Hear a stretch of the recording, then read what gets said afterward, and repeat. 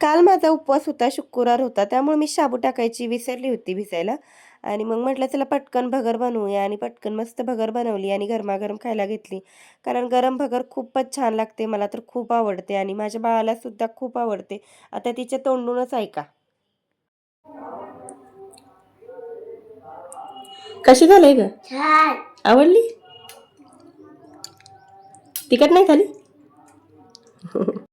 त्याच्यानंतर संध्याकाळी स्वयंपाकाला सुरुवात केली. इकडे खिचडी लावली होती, म्हणजे मसाले भात केला होता आणि इकडे देवाला छोटे-छोटे ना मी साखर घालून नैवेद्य बनवले होते. आता म्हटलं गोडाचं काही बनवलं नव्हतं, तर साखर घालूनच नैवेद्य बनवले. तुम्ही पण बनवता का? कमेंट्स करून नक्की सांगा. आणि त्याच्यानंतर मस्त असं तव्यात आज बेसन बनवलं होतं गरमागरम आणि तव्यातलं बेसन ना एकच नंबर लागते. कोणाकोणाला आवडतं तेही कमेंट करून नक्की सांगा. कारण आम्हाला तर तव्यातलं बेसन खूप आवडते आणि त्याची चव खूप छान लागते. तुम्ही नक्की एकदा ट्राय करून बघा तव्यातलं बेसन आणि त्याच्यानंतर देवाला वगैरे नैवेद्य दाखवून घेतलाय. तर त्याच्यानंतर इथे बघू शकते देवाला नैवेद्य दाखवला आणि माझ्या बाळाने सगळी रांगोळ मोडली होती आणि जेवण वगैरे केलं. त्याच्यानंतर जवस तीळ ओवा टाकून असं आईने भाजलं होतं ते सुद्धा खाल्लं. तर चला बाय. सबस्क्राईब करा.